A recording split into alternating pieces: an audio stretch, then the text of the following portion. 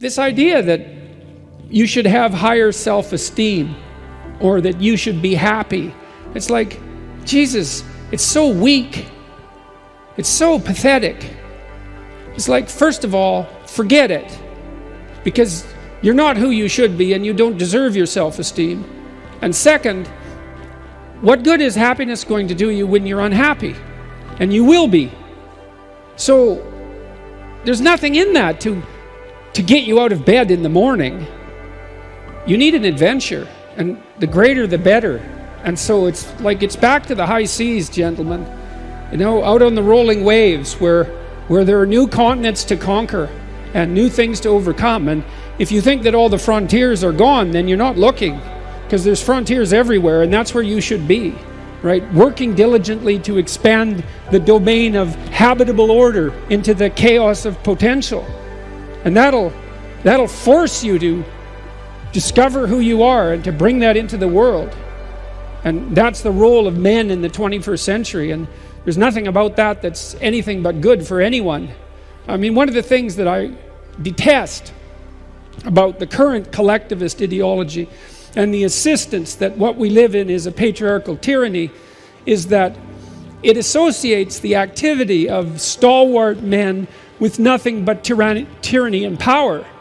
And I think that that's dreadful beyond imagining, because it conflates bravery and courage and competence and the desire to adopt responsibility and the ability to be generous with nothing but power. And it gives men, especially young men, an excuse to be useless so that they'll be harmless, so that they won't be destructive. And none of that's helpful. It's like you're a dangerous creature, and that's a good thing.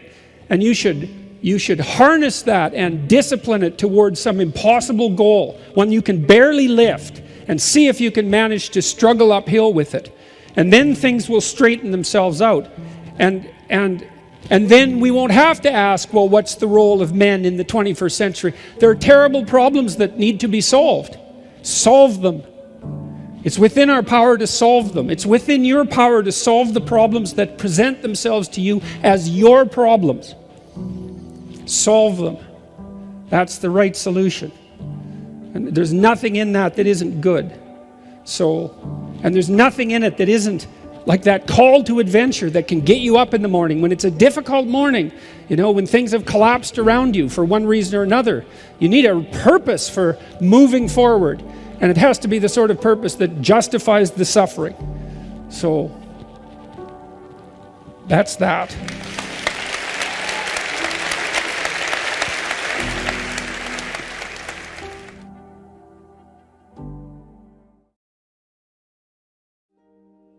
That's part of what tradition is supposed to teach you by presenting you with examples of great people of the past.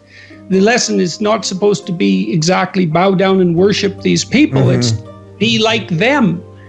Be like them. And you could be.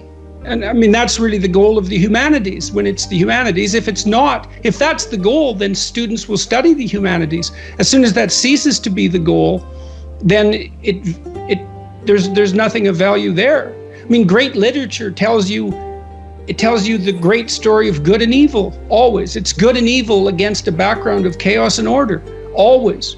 And the evil characters are there to be bad examples, and the good characters are there to be good examples, or you see the interplay of those forces within a single person. And it's a reminder of who you could be. And you can find out who you should be. It's actually this is something quite mysterious, I believe, and part of the proof, let's say, that we exist in a world of value. Your conscience tells you who you should be. Now, that doesn't mean that necessarily that it's infallible, but people wrestle with their conscience. You know, there isn't anyone, I've never met anyone who is, you know, I'm narcissists accepted, let's say. Yeah. People are generally tormented by their conscience. And the reason for that is that they're deviating from the path that is their destiny.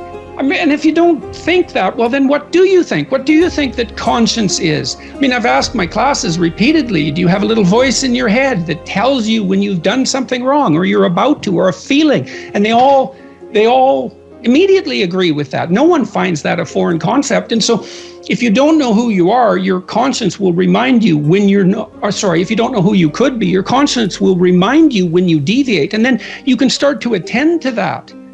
Think, well, look, I'm actually ashamed when I do this. I should stop. Unless I want to be ashamed all the time, it looks like I should stop. And then maybe you stop doing that, and then your conscience objects to something else, and maybe you stop doing that. And as that happens, you start to develop a vision of who you could be. And the chapter indicates it looks at symbolic representations. It's an examination of a certain symbolic representation of the ideal. And so it's my attempt to assess tradition for what it can tell us about what the ideal human being might be like. And the ideal human being is the person who forthrightly upholds the traditions of the culture and forges a way into the unknown. We went through that, and pulls new information in and rebuilds himself and the world. For you to make contact with the highest of values, you have to bring that down to your particulars and figure out how you do that. It's going to be a way that no one else does it, because you're the only one that's you. But you can aim at something, and the point of the chapter is that you aim at something and that will shape you as you move towards it. And then your aim will change, you'll move, but that doesn't matter. It gets you going, and you'll be molded across time more and more into the person you could be. When you're doing it right, what does it feel like? Well, to begin with, and this happened when I was in graduate school, I had a lot of bad habits. I smoked like a pack of cigarettes a day, and I drank a lot. I came from this little town in northern Alberta, and like many little towns, especially in northern Canada, the alcohol overuse is de rigueur, and so I noticed when I was in my early 20s that the only time I really regretted what I had done was when I was drinking. Now, it was also interfering with me writing, because I couldn't concentrate well enough if I was hungover, but I also couldn't really I couldn't tolerate the emotional strain of what I was writing about when I was hungover. It was I couldn't handle being on the edge because I had destabilized my nervous system. In any case, I stopped drinking. And the reason for that was, I decided I didn't want to be ashamed of what I was doing anymore.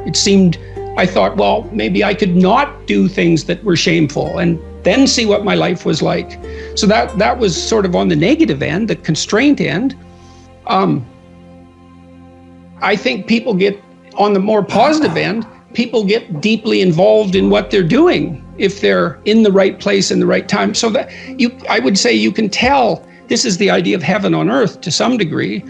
When time stops, when you're not aware of the duration of time, when you're so engaged with what you're doing that you're not aware of the duration of time, then you've got the forces of chaos and order balanced properly.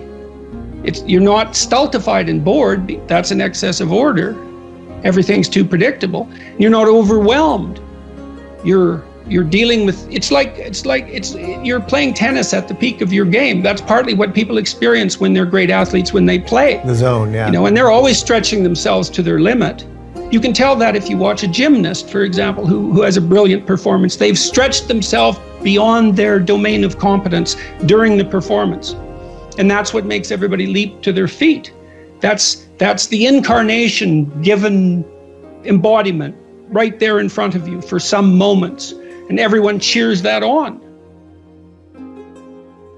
That it becomes fleeting, in that suddenly you could have a great month and then suddenly something happens, chaos returns. Like it's that we almost forget that moment. You can't hold it. Well, it requires even to some degree some good fortune to maintain. I certainly haven't been able to do that while I was ill. And time, one of the consequences of my illness, whatever it was or is, was time dilation. Like days lasted weeks, it seemed like minutes lasted hours. And I mean that literally. And that was terrible. the weight of time. It's the weight of brute mortality. It's the weight of self-consciousness. And you escape that immersed properly. So, and that second chapter is a pretty practical chapter. It's like, well, if you're not who you want to be, then think about how you could be better. Take a chance, aim at that, work at it, and see what happens. One of the things I tell young people all the time, I'm not a very typical psychologist in this regard, because psychologists like to pat people on the head and say, you're all right the way you are. I talked to Bishop Barron a while ago. I'm going to broadcast this, and he said that the Catholic priests were trained in the 1960s to kind of be accepting, humanistically. You're okay the way you are, And that's such rubbish. It's like, not only are you not okay the way you are, you don't think that anybody else is okay the way they are either. And you don't think your children are okay the way they are. Like, you love them and all that, but you don't want them to stay 3 years old their entire life. You want them to expand and improve and become who they are. And so, instead of telling young people that they're okay the way they are, I tell them that, and it's a terrible message for them if they're desperate. So let's say 10% of the people in my audience are young, maybe they're young men, just for the sake of argument, and they're like not in good shape. They don't have any goals. They're drinking too much. They're watching pornography all the time. They've got no aim.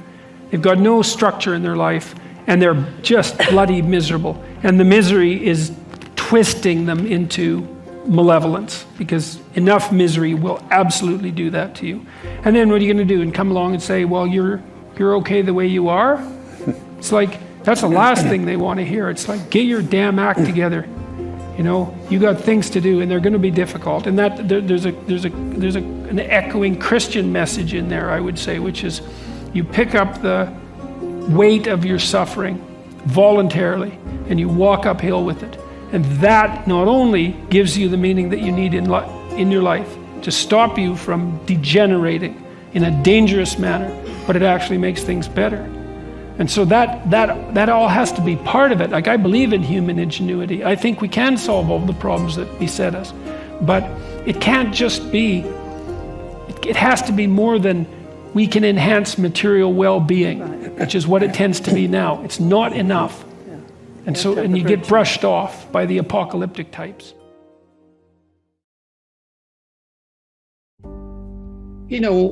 I've been an advocate for people to put their lives together. And of course, my life has fallen apart. And so you might ask yourself, well, are you aware of the irony of that? And the answer to that is, well, absolutely. It's shameful. I feel that frequently. And then so you might say, and people tweet this out fairly regularly, who am I to give advice? And I suppose that's a perfectly relevant question.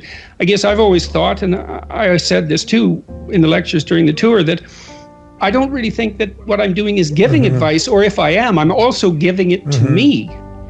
It's not like I believe that I have all the answers. I have answers that I've found useful while attempting to move ahead. And with this new book, I can show you this.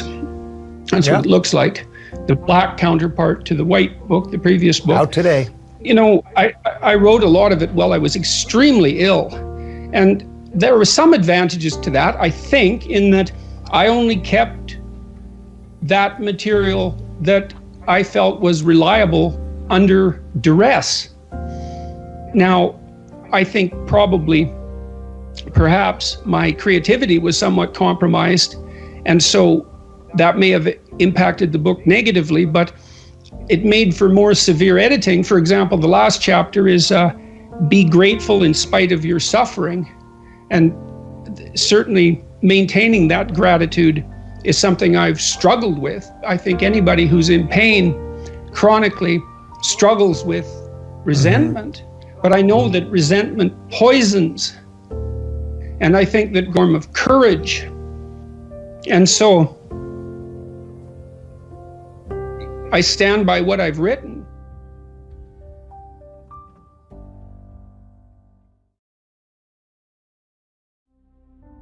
People people are often resentful if they see that responsibility has been abdicated. Why isn't that person doing their job? It's like, well, hey man, step in at your workplace, in your family. You know, and you think, well, I shouldn't have to do that extra work. Well, you shouldn't be a slave. You shouldn't allow yourself to be tyrannized. But if something bugs you because a responsibility is going unfulfilled, there's a great opportunity for you.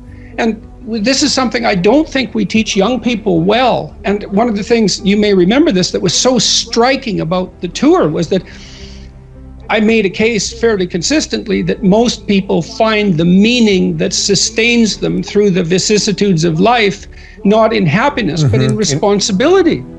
And that would bring everyone to a halt. It would always make the whole theater silent. It's like, oh, I never thought of that connection. Because maybe you want to avoid responsibility, and you can understand why. You can understand why. You hide from it. Like Abraham, one of the biblical stories, Abraham, he stays in his father's tent till he's like 80, and then God gets fed up and tells him to get the hell out and grow up, and everything that he encounters is catastrophic. He encounters tyranny. The Egyptians conspire to steal his wife. He encounters starvation and war. That is what you encounter if you go out in the world and you think, who the hell wants that? I don't want the responsibility. It's like, well, yes, you do, as it turns out. There's nothing better than responsibility. Now, you know, I say that with some caution. I think that it's hard to say. The responsibility, I've been overwhelmed by my apparent responsibility. But I think it's also kept me alive. And I mean that literally. And so... Wait, can you go a little deeper with that? I mean, when you were at your darkest moments in the last 2 years, whatever that might be, was it the feeling well, of the many times in the last year where it would have been much easier for me just to be dead. That's constant. So, but no. But is it but no because of something in you, or is it but no because of the people, that you would have abdicated that responsibility to the people, or is that ultimately the same thing? It. Yeah. Well, I do think that the two aren't easily distinguishable, but it's definitely that. It's definitely that. You know. And it's one of the chapters, the last chapter, is be grateful in spite of your suffering. You know. You need a meaning to sustain you through suffering. And it is the case that you find that in responsibility. Well, and so it's good advice for anyone who's at work. You're resentful about this and that because people aren't pulling their weight. Pull it. See what happens. You'll become indispensable instantly. You'll know everything. And maybe that job won't be for you, or maybe that relationship won't be for you, but you'll take your hard acquired wisdom, go elsewhere and flourish there. So, you know, this kid stopped me. I think I wrote about this in this book. Kid stopped me in a restaurant one day when I was walking in, and he said, and he had an undergraduate degree, and he was working as a waiter in a chain steak place. And he stopped me and he said, you know, about 6 months ago, I was watching one of your lectures and I decided to stop being resentful about my job. And he was resentful because he had a university degree and he's working as a waiter. You know, and look, I don't have anything against waiters. It's like a waiter can make your evening, you know, hooray. He said, well, I decided I'd start trying at my job, like really trying as if it was worthwhile. He said he got 3 promotions in 6 months, like he's just rocketing up the power hierarchy. Well, it's not power, it's competence if it's well run. You know, and places are full of opportunity.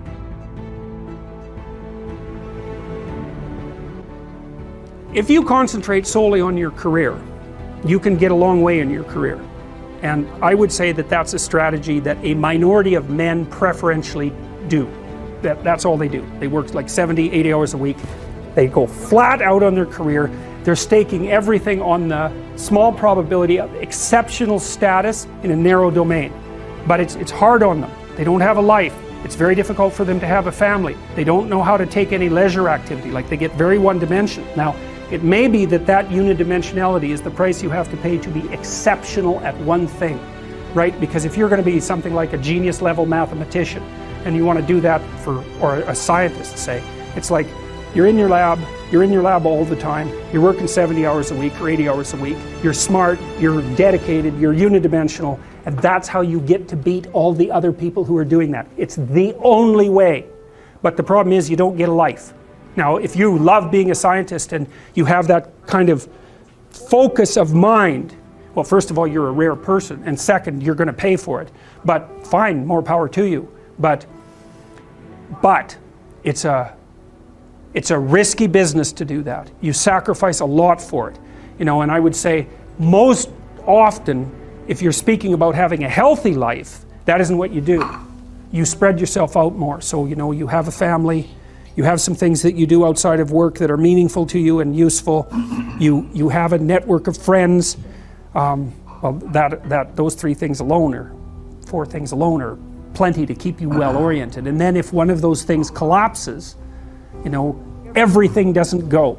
Now, the price you pay for that is the more you strive to optimize that balance, the less likely you are to be fantastically successful at any single one of them. But you might have a very, you know, if you consider your life as a whole, that might be a winning strategy. One of the things Carl Jung said, I really liked this. He thought that men went after perfection and women went after wholeness. So they're different value, they're different, there's something different at the top of the value hierarchy. So perfection would be stake it all on one thing and look for radical success. Not that all men do that, because they don't, but we're talking about extremes, at least with regards to the men that do that. The wholeness idea is more like, well, it's like I want one thing in my life to be 150%, or I want 5 things in my life to be 80%. Well, there's a lot more richness in a life where you have 5 things operating at 80%, but you're not operating at any of them at 150%. So, and I really believe this because I've watched men and women go through their careers now for a long period of time, and one of the things there's lots of things that produce this, but one of the things that I've noticed is that mostly women in their 30s bail out of unidimensional careers. They won't do them. They won't put in the 80 hours a week that they would have to put in order to dominate that particular area. And it isn't, the reason that they won't do it is because they decide it's not worth it. And no wonder, because why would that be worth it? You have to ask yourself that. It's like, well, you want to be an outstanding scientist. It's like, okay, really, that's what you want, because that means that's what you do. Because you're competing with other people, you know, they're smart, they're hardworking, and if you want to be at the top, you have to be smarter and work harder than any of them. And working hard means working long hours. I mean, it also means working diligently, but in the final analysis, it's also an additive issue. If I'm smart and hardworking and I can crank out for 70 hours a week, and you do it for 30, it's like, in 2 years, I'm so far ahead of you, you will never ever catch up. We were sitting in the first row of the plane, and do you remember the guy was a young black man, sort of ran onto the plane. He was wearing a yellow vest. He was a worker working the bridge or something. And he came up to you and he said, I'm not supposed to be on the plane right now. I'm not supposed to say anything, but you helped me turn my life around. I got this job because of you. And what I remember more than anything else is he had this huge smile on his face. But it wasn't because you told him to go out there and be happy. It was because you told him to go out there and fix some stuff. And I think that's exactly what you're talking about right now. Those experiences are so life-sustaining. It's so remarkable to have that happen, and that's something I've been immensely privileged to constantly experience, although there's also something about it that's extremely painful.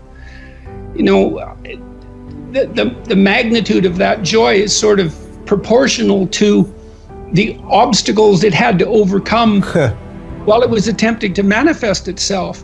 You know, and one of the things I'm sure you saw on the tour, and I don't know how this affected you, was the depth of hunger for encouragement that exists everywhere, as far as I can tell. And everyone wants to be appreciated when they bring their best to the table. That's why the current assault on merit is so unbelievably brutal, because it will deny everyone the right to be appreciated for being their best. And, well, you might ask, well, when does the best become your enemy? And that's easy. It's when you flee from it.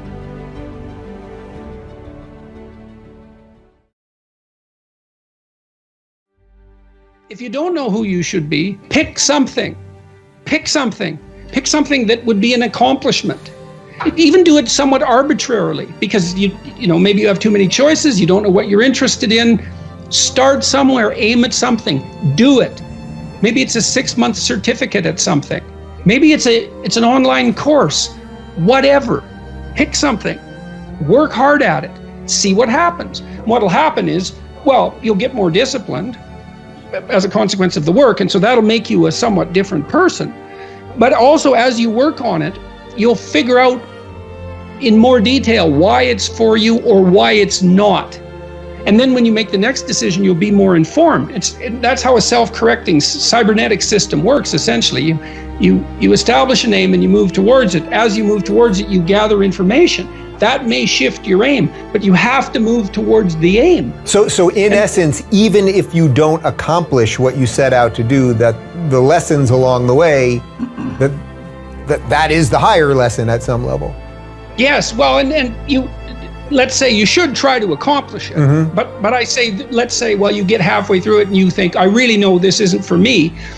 Then you might say, well, how do you know you're not just copping out? Yeah. And I would say, well, you can set up a check against that by swearing when you start something that you won't switch it except for something more difficult. And then, because, you know, everybody has that tendency to rationalize their procrastination, and that's a good way of protecting yourself against that. It's like, I can quit this, but I have to have a better plan that's more difficult, and I can jump into that. And this is also associated with something like the necessary minimum of respect for tradition. If you pick a goal, it'll be a goal that's a social institution of some sort, virtually, with virtual certainty, because it has to be valuable to other people to be valuable, generally speaking. You don't want to be so cynical that you stop yourself from pursuing anything because nothing's worthwhile. That's not helpful. And everyone knows that. And you might say, well, I can't get out of that cynicism. And I would say, well, jumping out of the cynicism may be very difficult. Try just doing something local. Just pick something. You know, if you don't have a relationship, make a dating profile. You don't even have to put it online. But at least you have the profile. You're taking a step in that direction. You don't know what's possible. And you're not as much as you could be. And so God only knows what you could do and have and give if you sacrificed everything to it. And that's the reason Abraham is constantly making sacrifices. And it's archaic, right? He's burning up like baby lambs, but like, well, they're alive, you know, that's something, and they're valuable, and that's something. You have to admit, even if you think about it as a modern person, that the act of sacrificing something might have some dramatic compulsion to it, you know, to go out into a flock and to take something that's newborn and to cut its throat and to bleed it and to burn it. Might be a way of indicating to yourself that you're actually serious about something. And it isn't so obvious that we have rituals of seriousness like that now. And so it's not so obvious that we're actually serious about anything. And so maybe that's not such a good thing. And so maybe we shouldn't be thinking that these people were so archaic and primitive and superstitious. It's possible that they knew something that we don't. And certainly in the Abrahamic stories, one of the things that maintains Abraham's covenant with God is his continual willingness to sacrifice. And it's so that sacrificial issue is so important, because you are not committed to something unless you're willing to sacrifice for it. Commitment and sacrifice are the same thing. And I think it borders on miraculous that those concepts are embedded into this narrative at the level of dramatic action, you know, instead of abstract explanation. People are acting this out. And the fundamental conception is so profound that it's really quite awe-inspiring. It's breathtaking, really, when you understand what message is trying to be conveyed. You have to make sacrifices. And what do you have to sacrifice? You have to sacrifice that which is most valuable to you currently that's stopping you. And God only knows what that is. It's certainly the worst of you. It's certainly that. And God only knows to what degree you're in love with the worst of you. So you move from the unbearable present to the ideal future. And you can't help that. You have to live in a structure like that. That's your house. That's another way of thinking about it. And if you want to get your house in order, and if you want it to be a place that you can live properly, then you have to plan the future that is perfect. And then I think, well, what does that mean? And it means it's good for you, right? And one of the things that I do all the time with my clinical and consulting clients is try to figure out what would be good for them. But we do more than that. We try to think, okay, well, how can we set this up so it's really good for you, and that all the side consequences of that are things that are good for other people. And so, because people are often also timid about trying to get something that's good for themselves because they feel that it's selfish or that they don't deserve it. So we set it up so that, well, look, we're going to set it up so that it's plainly obvious that this will not harm the structure of the universe. For you to have what you need and to do it in a way that's of benefit to other people. There's no downside to that. And so it's okay. It's okay if you reach out and take that. And one of the things that's interesting about the biblical stories, the Abrahamic stories as well, is that God doesn't really seem to be opposed to the success of the people that He's chosen. You know, what happens to them is as they progress through their journey is they get larger flocks, and they get more authority, and they get life more abundant. That's what happens. God doesn't seem to be a miser in the Old Testament. It's like if you put in the effort and you accept the covenant and you make the sacrifices, then you get to be successful, and maybe successful beyond your wildest dreams. And that's actually seems to be okay with God. And that's pretty cool, given that, you know, that general notion of Old Testament God is that all He's doing is casting out curses and death, you know, wherever He happens to wander. And I mean, there's certainly no shortage of that, but again, it seems to me that that's very good news, and that you also don't have to be perfect in order to have that happen. And then the other thing, this is the issue about going into the unknown. It's like, well, if you leave your country and your kin and your father's house, and you go out into a land that your intuition guides you to, you're going to undergo these radical transformations. This is a sacrificial transformation too, because you're moving forthrightly and voluntarily into chaos, right? And that's the same as the dragon fight. That's the hero's story. And what will happen there is that you will transform yourself. And so the call to an ideal is also the call to a sequence of deaths and rebirths that move you closer and closer to the ideal. If you're resentful about something, well, first of all, you should notice, I'm resentful. And that's kind of humiliating, because no one's proud of being resentful. It's a shameful emotion. Also, then why are you resentful? Well, there's only two reasons as far as I've been able to tell. One is that you're allowing yourself to be taken advantage of, or you're being taken advantage of. Sometimes you're not allowing yourself. Sometimes you're a child being abused by their uncle. You're not allowing yourself. You can't do anything about it. You're resentful because you're being taken advantage of, or because you're immature. It's one of those two things. Figure out which it is, and then take the steps necessary to address it. Living a life without resentment is a great goal.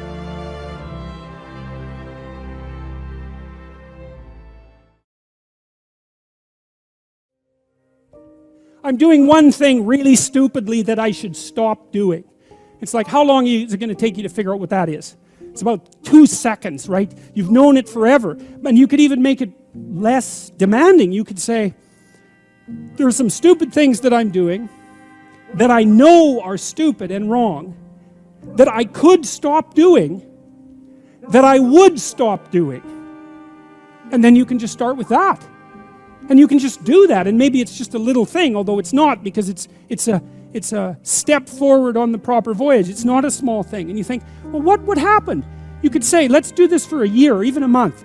Just try not to do things you know to be stupid and wrong for a month. And that means not to say things you know to be stupid and wrong as well. Maybe that's the most important thing. Just do it as an experiment. See what happens. And it's so fun because I have people writing to me from all over the world who are saying they're doing that. They're saying, well, I cleaned up my room and then I stopped saying stupid things, and my God, it's like things are way better. It's like, who would have guessed it? And so it's low-hanging fruit, man. Because that's the other thing. If there's a lot of things wrong with you, then it's really easy to start fixing it, You got there's so much territory that you can inhabit. I've had people come to me who have had very chaotic and ill-spent lives, let's say, who were in that neighborhood of age, and it's true for people who are older as well, who then decided to make a real effort and to try to make where they were better, instead of being bitter about where they weren't, because that's the bitterness that really does you in. It's really not good. It's the opposite of gratitude. It's the manifestation of resentment. It makes you malevolent. It's very, very bad to be bitter. It's hell to be bitter. And if you're 40 and you're not successful, then you have to accept your lot and you have to start to improve what's right in front of you. And if you do that, it doesn't take very long. It's quite interesting to watch people. Things can be a lot better in 6 months and they can be way better in 2 years. Like, it's a struggle, uphill struggle, but it's by no means impossible. And I don't know, again, what the limit of that is. I suppose it depends to some degree on the degree of your commitment. But anyway, so it's another indication of the real validity of this story. God isn't setting this up to be easy, right? Abraham's old, and his wife is old too, and more than that, she's barren. How is he going to be the father of nations? How is he going to be successful? Well, the initial departure point is insufficient, radically insufficient. And that's very inspiring, because it means that you can start from where you are.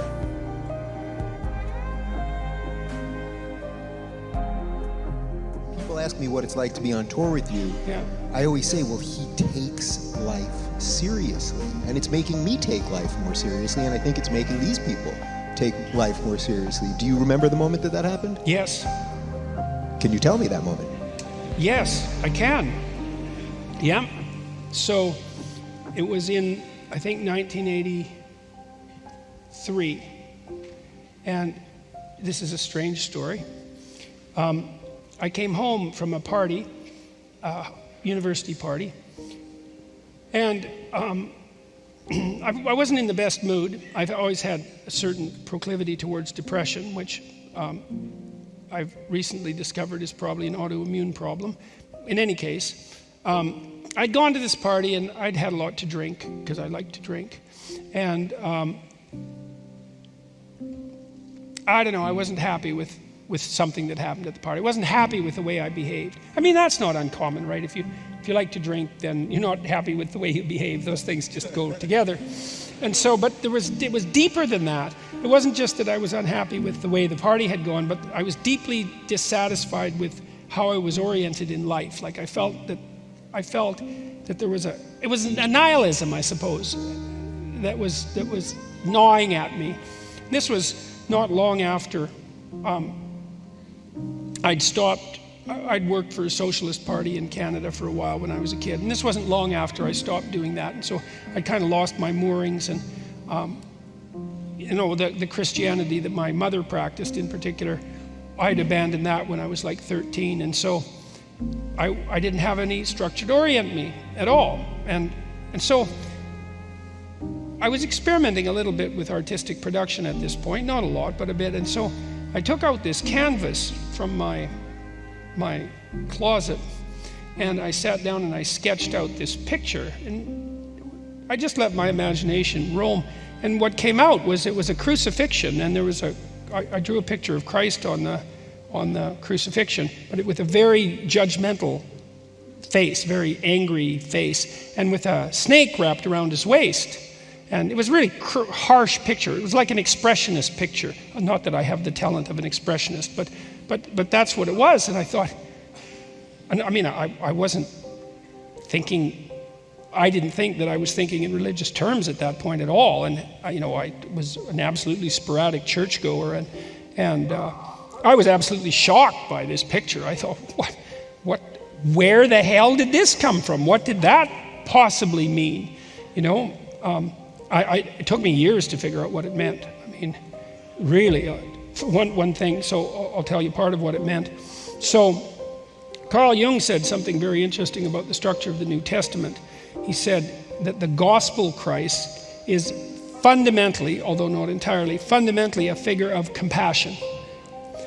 But the ideal is not only compassion.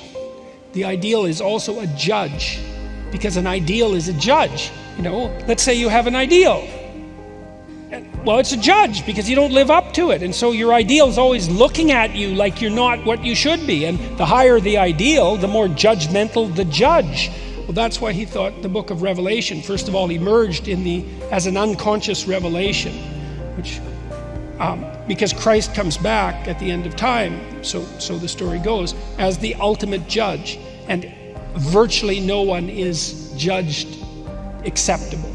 Well, why? Well, because by the highest possible, speaking psychologically, even biologically for that matter, the idea of Christ is the instantiation of the ideal as such.